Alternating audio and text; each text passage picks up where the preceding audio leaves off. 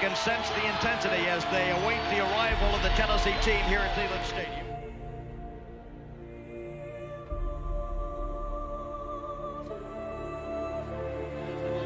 The number one undefeated Volunteers prepare to race onto the field. Everything is riding on this football game. So there's a special intensity, a special urgency. Here come the Volunteers. Wherever you listen throughout the world, it's football time in Tennessee. What's going on, YouTubes? What's up, Vol fans and all SEC fans out there? I tell you what, I've been wanting to do this show for a long time. I've got a special guest on the show, and I'm going to bring him on in a minute, but everybody knows him. You either love him or you hate him. I happen to like him. He's a real good guy. Uncle Lou, and we're going to talk some football or whatever else you want to talk about, but I tell you what, this guy that's on hold with me, Uncle Lou, he's helped me out a lot. Y'all have no idea how grateful I am for him. He helped me out when I was first getting started. He said, man, I'm gonna get you some views, and he sure enough did. But anyway, we're going to go to the calls here in a minute, but we're going to talk about, can Alabama be beat, and what the recipe is for that. And there's a lot coming up, starting to clear up with college football and the playoff rankings and everything. So this show is built on you, the fans. I want to hear from you guys. You know, a lot of you guys know my backstory. I'm not doing this for the fame or anything like that. I'm doing this because it really helps me out personally. A lot of y'all know I was suffering from depression, and Zoloft and I were good friends, and this has really helped me out a lot. Y'all have no idea, and it's really because of you guys. And I've said this, I don't know how many times, till I'm blue in the face. College football is the best sport on the planet, and it's because of you, the fans. And I know Uncle Lou can tell you the same thing. Without you guys, we wouldn't even be on here. And I'm going to go ahead and bring Uncle Lou on. How you doing, buddy? Hey, man, what's going on? I'm doing good. Good morning, Owen, too, and also. Well, I was saying in the intro how much you've helped me out, and I really respect you, because I've gotten a taste of what you actually have to do. Now, I'm at nowhere near the level that you're at, but just that 2-minute intro you see on my live shows and things, I have a real appreciation of all the editing that you do, and I don't think the average viewer knows what all goes into what you do, and we really all owe you a big old thank you, because you've motivated me. But I have an appreciation. Just that little 2-minute intro took me so much time to do, and I really appreciate all that you've done. I mean, I had no idea how much work it was. I think unless you've sat down and done something like that, I don't think there's any way for you to know. And it's funny now. I mean, my channel, it was pretty much created on arguing about football, but I get way more upset when somebody makes a sarcastic comment about my editing or one of the intros or something like that. That makes me way madder now than anything anybody could say about Georgia or whatever, because it is a lot of work to put that stuff together. But no, when you first started your channel, though, and I got in touch with you, I mean, to me, that's how this YouTube thing should work. I mean, I hate Alabama and I hate Tennessee, but BVD and Law Tide, when I was first coming along, those were the two guys that had been doing it way before I was doing it. Yeah. And they both helped me out. You know, if I had questions, I messaged them or talked back and forth with them in the comment section, whatever. And both of those guys went out of their way to really help me a lot when I first got started. And so I always told myself, if I ever got to the point where I thought I could help somebody, which at the time I never thought I would, but I said I would always be as generous with my time and expertise, if you want to call it that, as they were with me. So I was happy. I was happy to give you a few pointers and get some traffic your way and stuff like that. And your channel has really taken off. I mean, well, what you're doing is great over there. It's hard for me because I'm running up and down the road so much, and I've talked to you in private about how hard it is for me to do a live show. I parked about 15 minutes ago, and got everything set up, getting the mic set up. I've got some mic troubles, but getting all this set up, the OBS program we've got to fight with and get everything set up, and they get you on and get everything situated. It's kind of stressful when you hit that start stream button. But once the calls start going in and things start flowing, you start seeing the live chat going, the jitters go away. But I tell you what, I'm a whole lot less nervous now than I was this time last year. Every time I hit that record button, man, I got nervous. But it's something that you get used to over time. But it's really the fans that's really helped me out a lot, just interacting with the fans. I've met so many of them on the road. I'll have one or two recognize me at a truck stop because my gig's trucking, you know. And I need to mention, Right.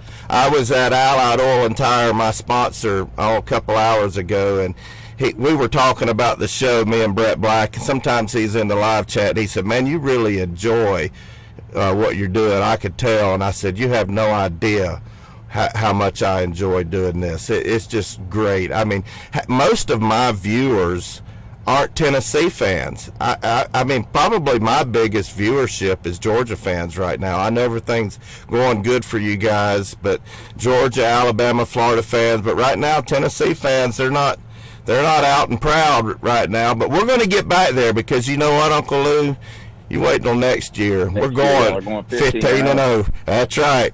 But let's do what we're supposed to do. We've already got a caller, and y'all can call the show at 855-489-7623, the Allied Oil and Tire hotline, with locations in Des Moines, Sioux City, Wichita, Kansas City, and Joplin. And I use Brett Black at the Joplin locations, and they really make this show possible. And we're going to go to the calls. We've got an 865 been on hold for a minute or two. You're on with the legendary Uncle Lou and Catfish. What you got, buddy?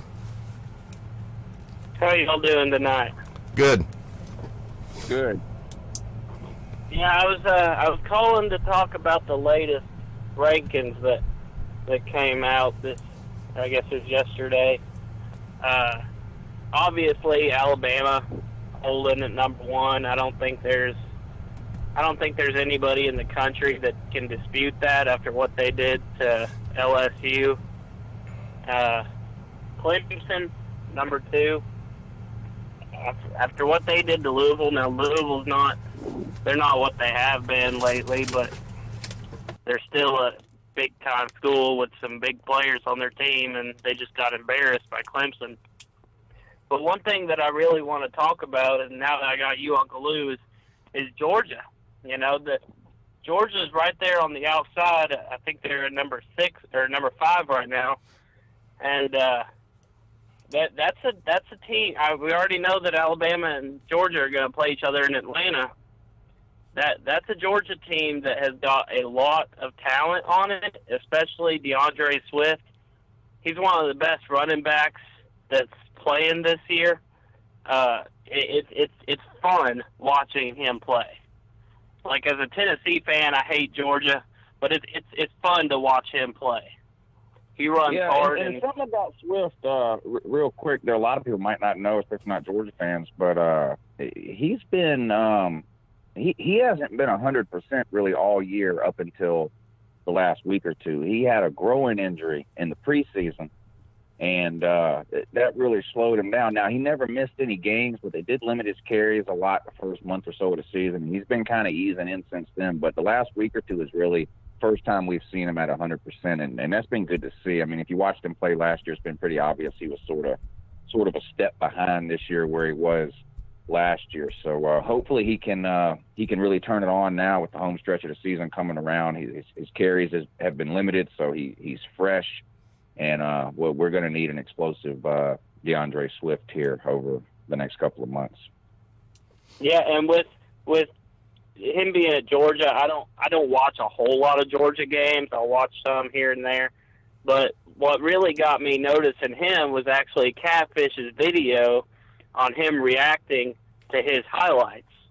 And I was watching that video, and I was like, well, dadgum, this guy can actually run, you know? He's on, I don't know if he's on the same level as Nick Chubb and Sony Michel, but he's up there.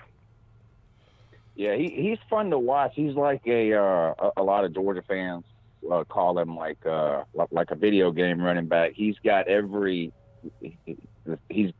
spin move, the juke, the jump cut, the stiff arm, the hurdle. I mean, he's got it all. He's a lot of fun to watch. Yeah, with the rankings, I was surprised that LSU didn't fall further. I know that they're still a really good team. Their defense is really good. There's something to be said for holding Alabama to 29 points and giving Tua his first interception of the season. There's something to be said for that, but their offense just looked terrible against. Yeah, I agree with you, and it really sucks because this gives all these idiots who think that everybody is in cahoots with the SEC. This just gives them something to point at, and I agree with you. And the reality is, LSU may be a pretty good team, but winning and losing has to matter. I mean, you can't just pretend they didn't lose to Florida. You can't just pretend they didn't get shut out 29-0 to Alabama. I mean, that matters.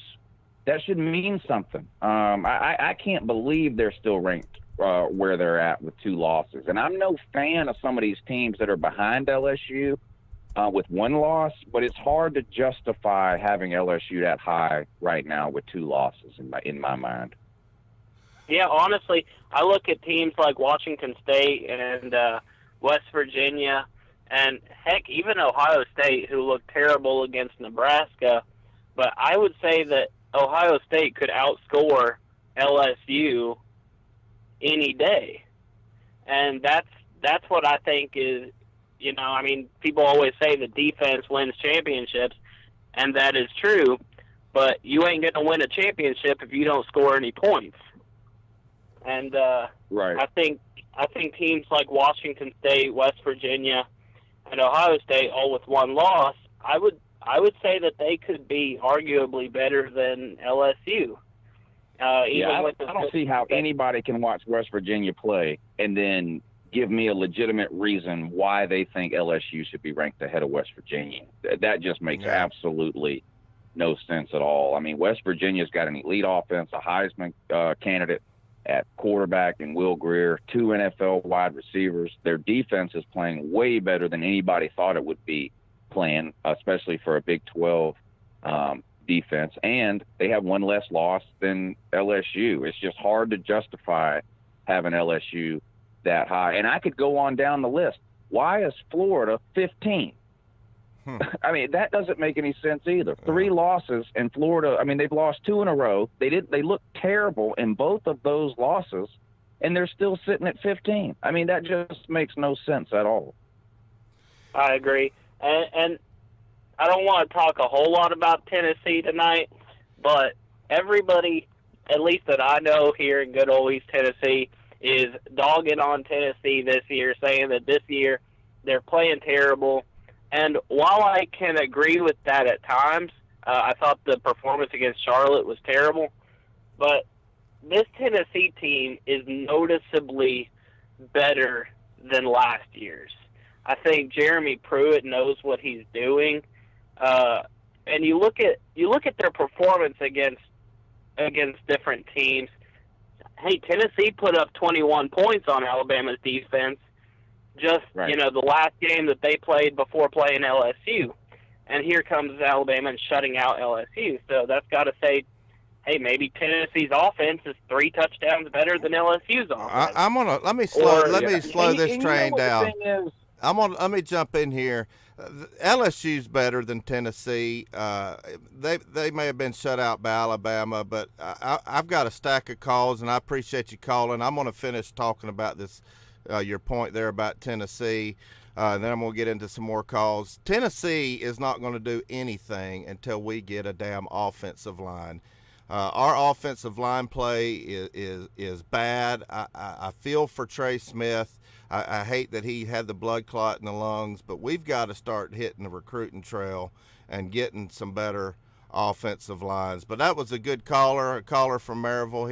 He's a regular caller, and I appreciate all you guys calling. They're starting to stack up on me a little bit, so I'm going to try to make these calls as short as possible. I want everybody to get a chance to talk to Uncle Lou, because it's really hard to. I don't have Uncle Lou's red phone private number to get on whenever I want, so I have to sit on hold like the rest of you, or keep hitting that redial a million times. But I want to give y'all a chance to talk to him, because a lot of you don't get to. But anyway, as far as Tennessee, Uncle Lou, you know, I joke around we're going 15-0, and I had a lot of optimism going into this season. I thought we were going to be better than we were, and I just had to come to terms. This is going to be a long, slow process, and if we play Kentucky Saturday like we played Charlotte, they're going to run us all the way up the Tennessee River, and that's just all there is to it. I know that.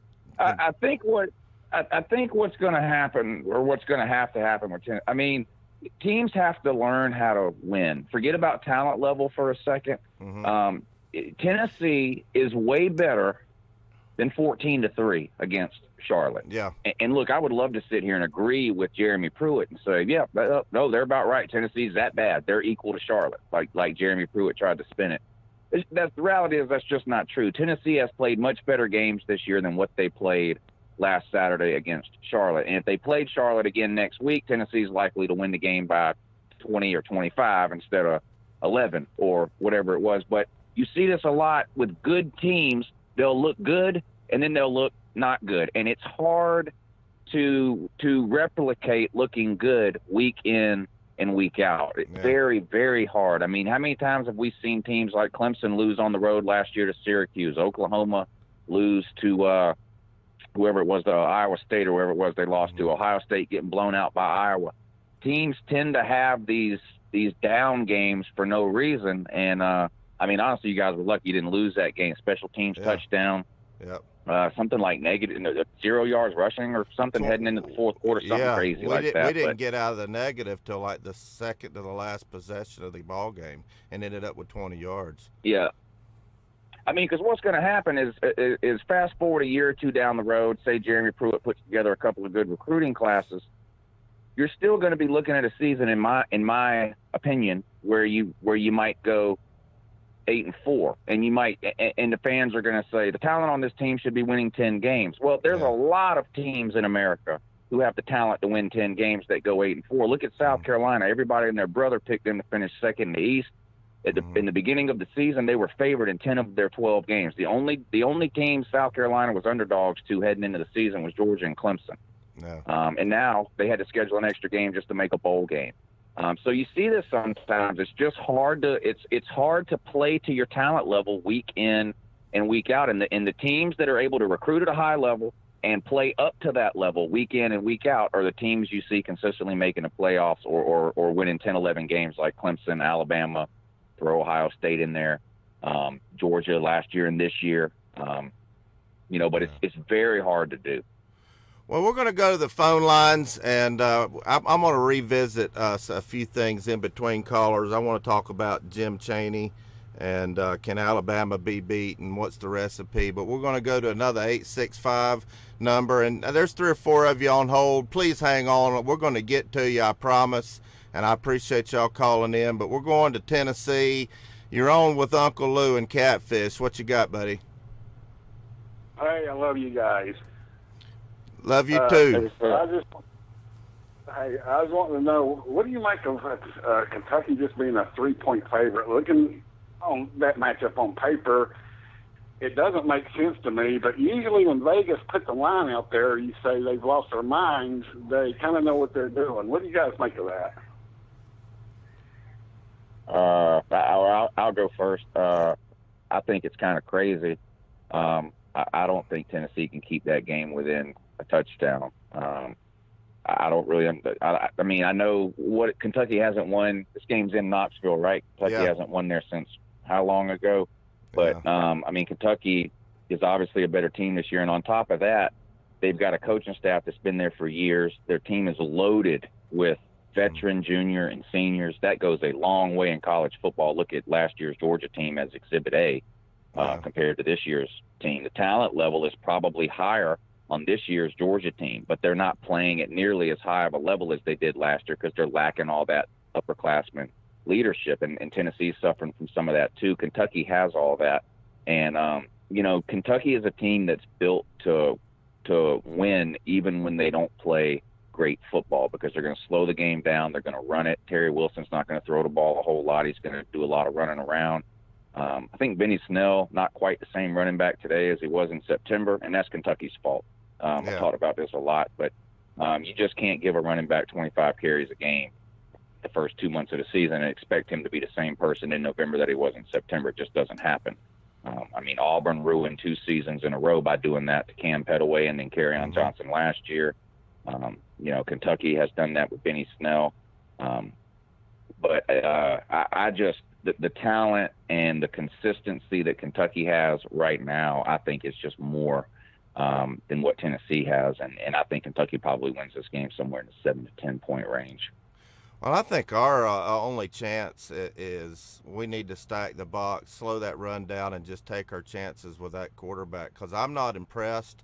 And they're going to connect on some balls, I think, but we're going to have to tackle a lot better than we have been. And it seems like I'm saying that every damn year. We got to learn how to tackle. But, you know, sooner or later, we're going to have to get some guys in there that buy into the system. And all this I'm saying is very cliche. I realize that. But our tackling has been poor. And but we're going to get it together, and I appreciate your call. We've got a stack of calls, and I think it's going to be a 7 to 10 point game too. But you know, who knows? We could get a couple of good breaks, some turnovers, and might sneak one out. Who knows? But I appreciate you calling. But we're going to go to a 770 number. That's down in your neck of the woods, Uncle Lou. So let's see what we got here. You're on with, well, I got to push the right button. You're on with Catfish and the legendary Uncle Lou. What you got for us? SEC. Oh, no, not SEC. Delusional Paul. I'm going to let you handle this one, Uncle Lou, because my first live call-in show, you called in, you lit this guy's world on fire. What you got, Paul? Please make it interesting, or I'm going to drop you. None of this crap you always talking, and no more two-teaming. You got to be a one-teamer on this call, okay? I got one conference, the Big Ten, baby. They kept us out last year. Ohio State would have won it all last year, and it's going to come down to Ohio State versus Michigan. Whoever wins that game, they better let in the college football playoff, and I think either one of those teams can win it all. Either Ohio State. How's that coaching search going in Columbus, though? Woo. Well, I will tell you this, Uncle Lou. Eddie George, Heisman Trophy winner, today came out and said there's some internal discord within the coaching staff, the players. So that's not Uncle good. Lou told you that 2 weeks ago. Now Eddie George says it, and it means something. Listen, the players don't like Urban Meyer. They don't respect him. They want Ryan Day. It was a trick question in the beginning. There is no coaching search. Ryan Day is your next head coach. I hope he is. I really hope he is. And I just hope this thing doesn't have to dismantle and fall apart at the end of this year for that to happen. But I really hope this is Urban Meyer's last year at Ohio State, because everywhere I'm hearing is that, like you said, the players don't respect Urban Meyer. And I hope next year Ryan Day's our head coach. But for this year, I'm not throwing in the towel yet. We still have a high-powered offense, and we'll have 110,000 screaming fans against Michigan the last game of the year. If we can somehow win that game. You had 110,000 screaming fans at the Nebraska game this past weekend, and 105,000 of them were booing your team at halftime as they headed into the locker room because you guys came out and absolutely crapped the bed against one of the worst Nebraska teams ever in memory. I mean, I didn't even think Urban Meyer was going to come out of the locker room in the third quarter. I thought for sure we were going to get an announcement that he had mesothelioma or something. Diabetes. I got diabetes. I mean, this guy. This guy is a scam artist. This Urban Meyer. It's making me absolutely. It's making me so mad, Uncle Lou. All these excuses that he's dropping. Me and Catfish were talking off air today. How livid I am that he's sitting there making all these excuses. How he has headaches and he's been sick and this, that, and the other. You don't have to publicly announce all that. He's just setting up excuses for his exit. It's ridiculous. I don't remember him having any health problems at all when you guys were winning the national title in 2014 or making the playoffs the following year. But same thing happened at Florida, and I don't know how closely you followed Urban Meyer when he was at Florida, but it was the same way. Everything was rainbows and unicorns when Aaron Hernandez was catching touchdown passes, but then flash forward a year or two later, when come to find out half the team was known gang members and murderers, all of a sudden he's got a heart condition and he's got to retire. He can't coach anymore until 6 months later when the Ohio State job comes open, and then, of course, he's there after taking just 1 year off. And now here we are again 10 years later, and it's the same damn thing. People come snooping around about the domestic violence. Where's the text messages? Oh, I don't remember because I have headaches. Did I mention also I have brain cysts and too? And no, my wife did not tell me anything about these text messages that she got from Courtney Smith. Well, yes, we're married. No, we don't talk about things. And he says it with a straight face. And the sad part is 95% of the Ohio State fan base believed it. They were standing there with their mouths open, letting this clown shovel it in. And, so it's hard to feel sorry for the fans now because they bought into this clown with his circus routine that he had going the last couple of weeks of the offseason and the first couple of weeks of the regular season. But the reality is Ohio State was a better team week 1, 2, and 3 than they are today. And they're not beating Michigan. I can tell you that right now. I mean, it's great you're playing in the flip-flop or whatever that stadium is called, the shoe, I guess it is. It just doesn't matter. You can be playing on the dark side of the moon. I don't see how you get across the 50-yard line against Michigan. Your offense is pitiful. You can't run the ball. 73 pass attempts against Purdue. Meanwhile, they're still scoring touchdowns. You guys just aren't a very good team. I mean, that's the reality of the situation. Talking about making the playoffs, not happening, sir. Reality's banging on your door. My suggestion would be open it up and let them in. Well, I told Paul all year long I've been doing some pick'ems, and I've been picking against Ohio State, and I'd like to thank the Ohio State Buckeyes because they have made me a whole lot of money betting against them. And I told you early on, Ohio State is not making it to playoffs. And like Uncle Lou says, you're not getting by Michigan. They're coming on strong. They're starting to get better on offense. But anyway, Delusional Paul, I appreciate you calling in. I wish I'd have known that was you or I'd have had my popcorn ready. But anyway, I'm going to go to another caller. I think we got a Georgia fan, which, Uncle Lou, can you believe all the Georgia fans that call this show week in and week out? I've got Georgia fans out in the yin-yang, and we've got another one. Amazing. Alan V, he's been following me since last year. What you got, Alan? Good evening, Catfish. Good morning, Uncle Lou. Yeah, good morning, Owen, too. I was just noticing the new Volunteer Roadshow studios. Very nice, Catfish. Very impressive. Yeah, thank you. I had to run through a tractor trailer to get it, but I got it. That's unbelievable, man. I can't believe that. I'm so happy that you're healthy and back on the YouTube. Appreciate it. It's a big addition to the football year, absolutely. Your first caller touched on it. Tennessee basically has the same exact identical record as this time last year, correct? Mm-hmm. Correct. 3-4. Isn't that right? 3-4. We've won 4 games. Right, and there's 3 left, I believe. Kentucky, Missouri, Vandy. Couple questions. I think the rational Volunteer fan. Hold on, Alan. I'm going to answer it, but then I'm going to let you. I'm going to let you ask it. Volunteer fan. I'm going to answer your question, and then I'm going to let you answer it. We're going to a bowl game. I promise you that. Go ahead, Alan. Let's say they do go 5. Alan starts talking about rational Tennessee fans, and here Catfish goes about they going to a bowl game. if they do go 5-7, and that's a big if. 5-7, I'm saying at best, because I think number 11/12 Kentucky and Missouri's playing like they did last year.Ey're playing just excellent at the end of the year. They're a very well balanced team right now. I think the Vandy game is probably the biggest chance, the biggest opportunity for win number 5.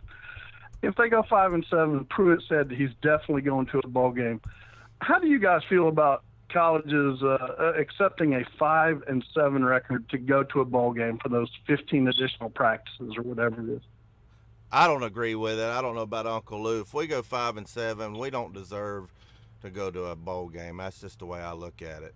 And I almost feel a little shameful at 6-6. However, Tennessee needs to take it if offered for the reason that Alan said. You guys need the practices. Yeah, every team needs the practices. I think it's ridiculous that they even offer. I mean, what's the point of having a 6-win rule? And I mean, it's just stupid. They got too many bowl games as it is. And so now, okay, you got to win 6 games. But, we got so many pointless bowls. Now we got to nominate some 5-win teams to get in there.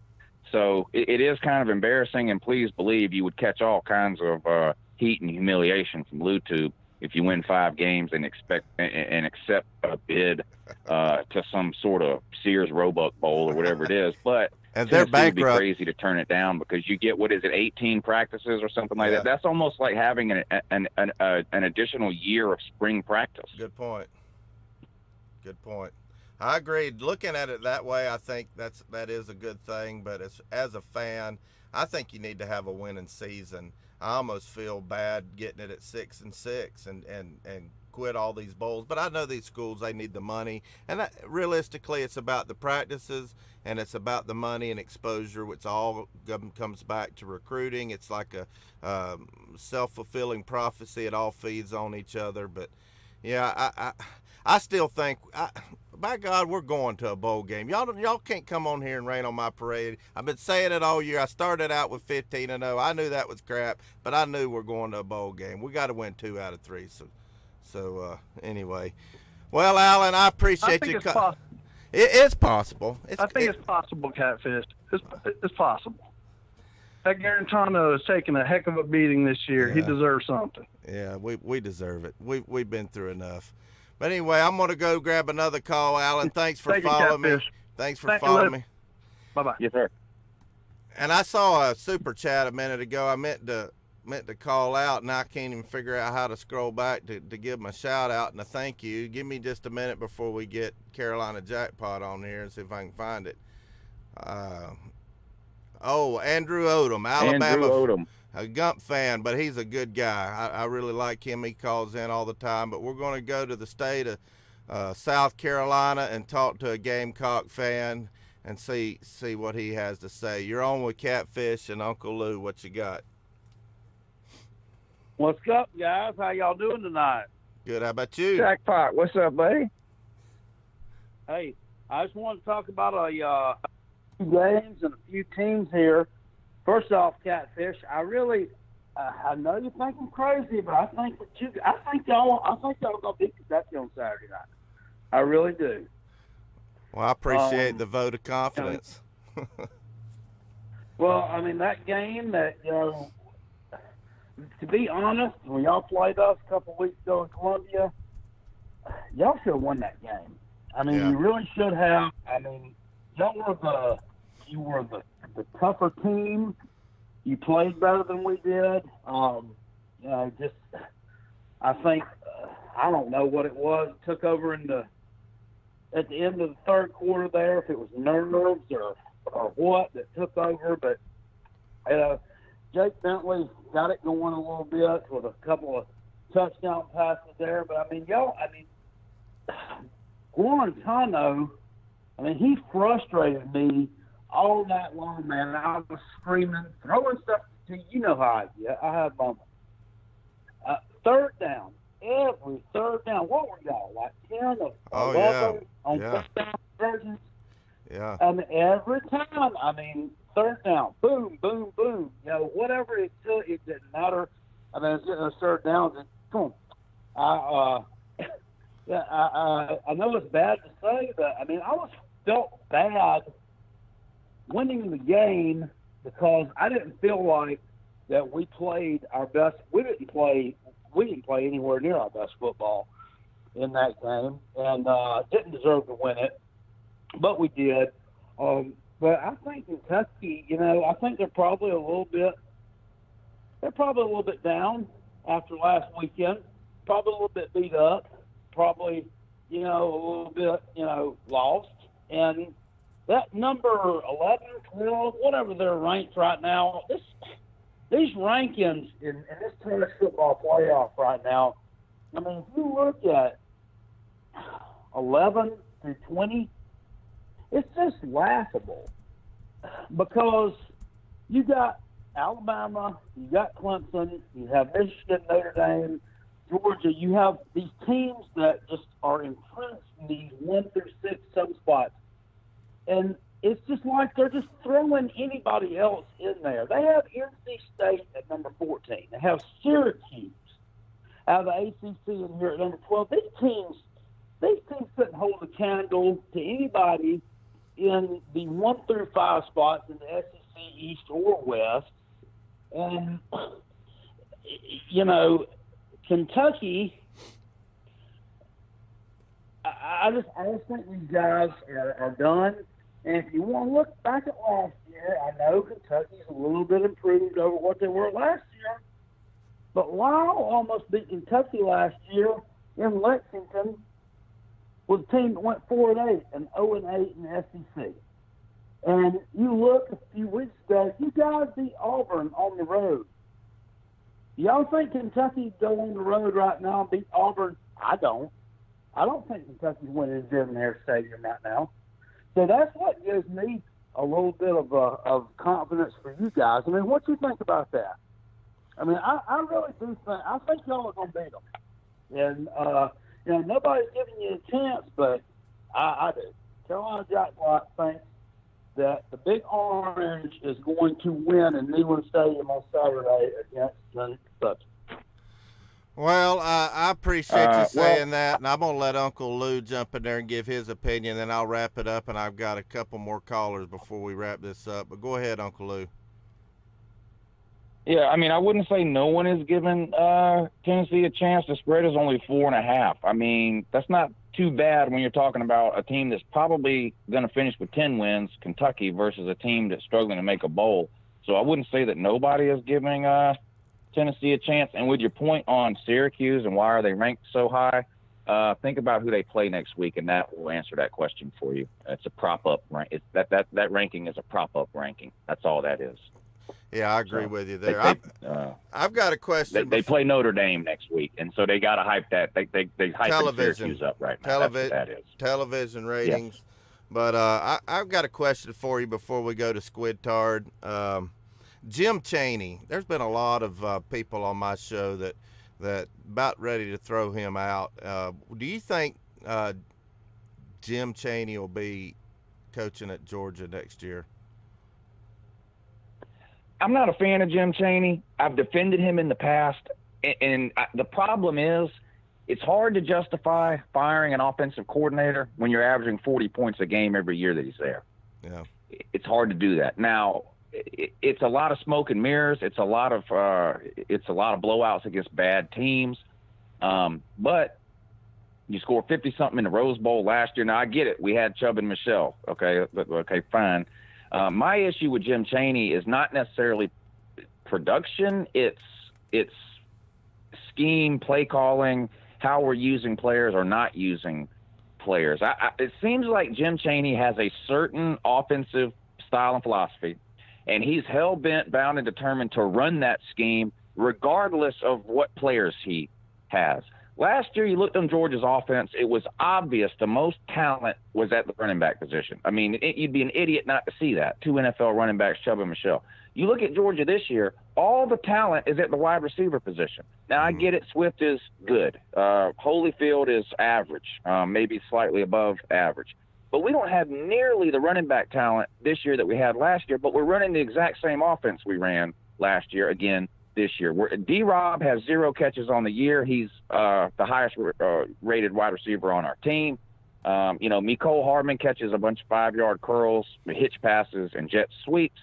It's the passing game in our offense is unimaginative, and that's why when we play a Tennessee team that's down, or a bad Vandy team, or a bad South Carolina team, whatever, we're able to just line up, run the ball, throw 12 passes, and beat them 51-10 or 4, whatever, wherever to blow them out, because we're beating them on talent alone. I don't think Jim Chaney's offensive system or play calling or anything has anything to do with the fact that we're beating a lot of the SEC East teams by 30 or 40 points. I think our talent alone is that much better right now than a lot of these teams in the SEC. So I question what value Jim Chaney is bringing to UGA. But it's hard to fire a guy when you're getting 40 points a year. But there are a lot of fans who have wanted this guy gone since the minute he got there. I'm sort of on the fence because I remember when we all wanted Mike Bobo fired, we were averaging 45 points a game. People wanted Bobo fired because he ran too many screen passes. We get rid of Bobo, and then for 4 years straight, we're scoring 27 points a game. So I don't want that to happen again. So if they're going to get rid of Chaney, it needs to be somebody, in my mind, that's young, creative, imaginative.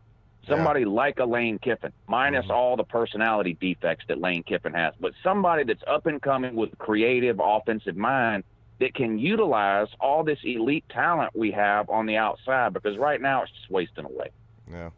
Well, we're going to go to the callers. We've got several of them stacked up, and those of you that are on hold, y'all been on hold a while, but we're going to try to make these calls quick because I've got to hit the road. I've got to be in Dallas about 1 in the morning, then I've got to be in Phoenix tomorrow night. So I got a lot of trucking to do, but we're going to go to Squid Tard. He's been waiting for about 15 minutes. What you got for Catfish and Uncle Lou? Good morning, Catfish. Good morning, Uncle Lou. How y'all doing? Yeah, good morning, though, too, and also. Good to see you're back on the road, Catfish. I missed you. Thank you. Well, what All you right, got? Now I got some things to say. Yeah, I got some things to say about Tennessee right now. I think it's very crucial for Tennessee to go to a bowl game this year, especially since if we do go 5-7, a lot of people are going to be laughing at us. But if we go 6-6, there'll be a lot less people laughing at us because, like, there's a big difference between 5-7 and 6-6. Lou's going to be laughing either way, but go ahead. Yeah, definitely. Now, if we're going to go to a bowl game, I think the two games that will have the best shot in are Mizzou and Vandy. I say Mizzou because they haven't looked too strong on offense recently. They only scored 15 against Kentucky. And, I get Kentucky's defense is pretty strong, but still I think Mizzou should have scored a lot more points there. So I think Tennessee, when they play Missouri, they'll have to be a lot more defensive in that game. It's going to be a defensive game, I believe, and I just think that we'll have to win that game, and then we'll beat Vandy, and then we'll go 6-6, and that's what I'm hoping will happen. But I want to get your thoughts on Missouri, that. Before I'll let Uncle Lou answer, but I'm going to say something. Missouri shocked me last week the way they manhandled the Florida Gators. But I'll let Uncle Lou jump in, and I'm going to go ahead and drop you Squid Tard and start taking some calls. But go ahead, Uncle Lou. Missouri has been the most disappointing team in the SEC to me this year, even more disappointing than I think South Carolina. Drew Lock, an NFL quarterback, guaranteed first rounder. The fact that it's November before they get their first SEC win is just kind of mind-boggling.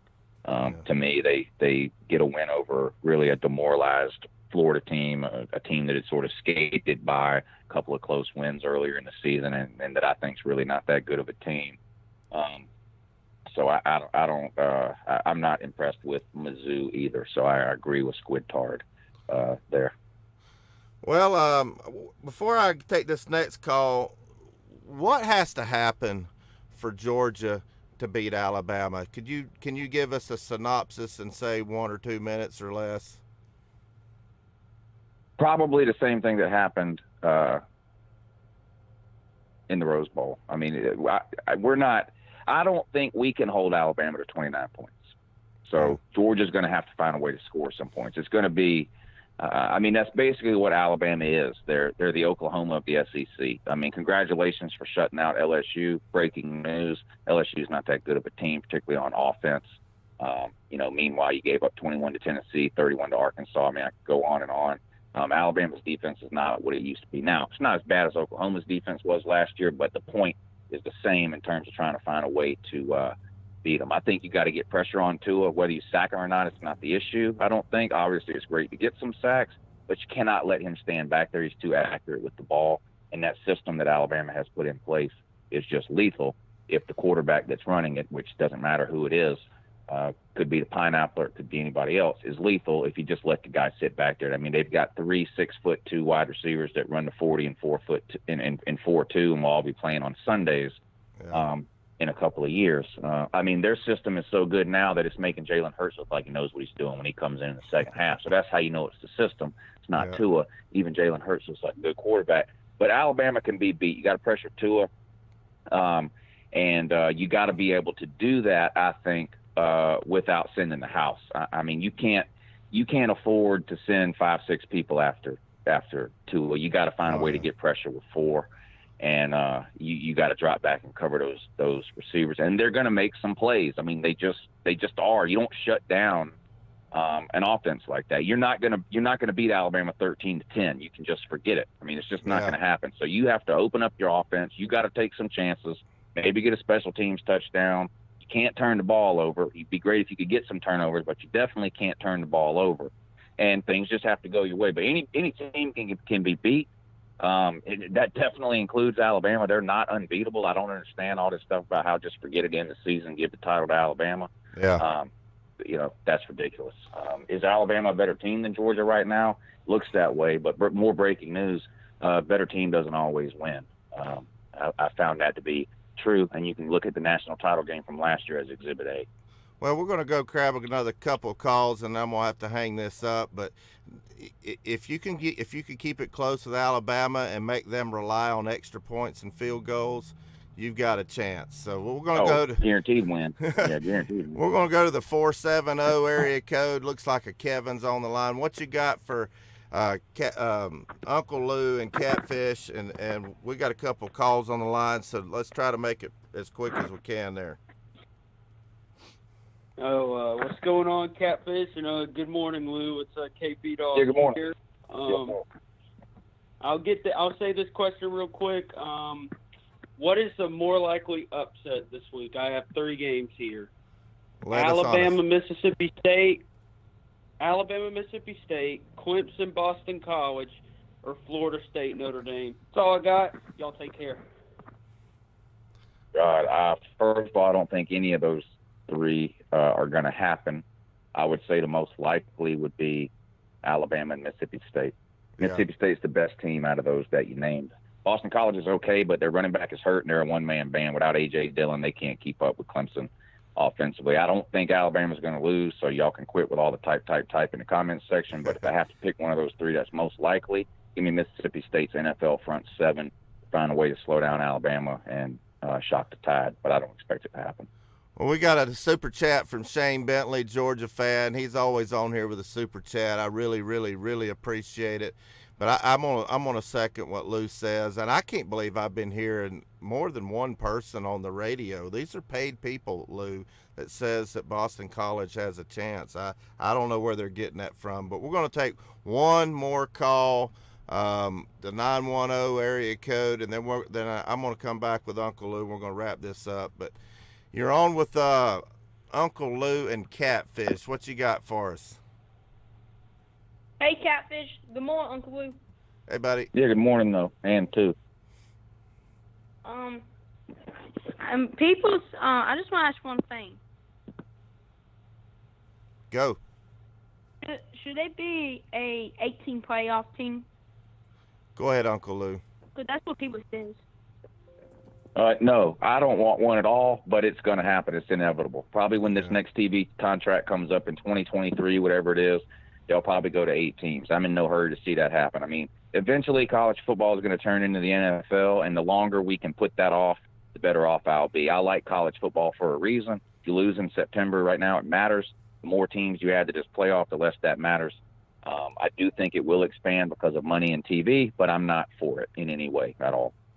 Yeah, I'm on the fence on that one. Sometimes I'm for it, and most of the time I'm against it. But anyway, caller, you've always been good to me. I'm going to wrap this thing up, but my clock's ticking. I'm on electronic logs, and I can't cheat. I can't cheat anymore. But I appreciate you appreciate you calling, and I'm gonna wrap this up with Uncle Lou. Well, Lou, this has been great. I've been wanting to do this with you for a while. You told me when I was in the hospital, you said, man, when we get better, we need to get together and do a show, and I'm glad you took the time to come on my show. And if you're just now tuning in, I owe a lot to Uncle Lou. On my very first video, he said, I'm going to get you some views. He sure did. Now, BVD's the one that talked me into doing it, and I said I'd give it a try, but I never thought in a million years, and I've heard a lot of YouTubers say that. We're in a very, very niche YouTube market where we're not gamers, where a gamer can start a YouTube channel and have 100,000 subscribers in a month, but we're very niche, and it's you, the fans, that really make it possible. And I just wanted to say thank you, Uncle Lou.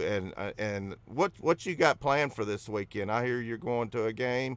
Who are y'all playing? The Barners? Yeah, I'm actually going to the game this weekend, so I get to pretend to be a real fan this weekend. Of course, fan police. I'm wanted by the fan police because I don't go to enough games. I'm not a real fan.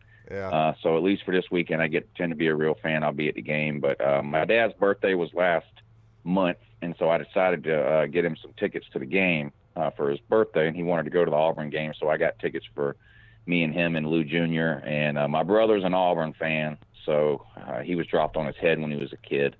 Yeah, how did and that then I happen? kicked him in the head. He grew up around. I was born in '78, so Herschel Walker's really the first football player that I remember as a kid, and he's a couple of years younger than me. And for him, Bo Jackson was the guy, so that's sort of how he became an Auburn fan. But anyway, it'll be fun. It's the first time all five of us. It's me, my dad, my son, and my brother and his son. So 3 generations of Lou's.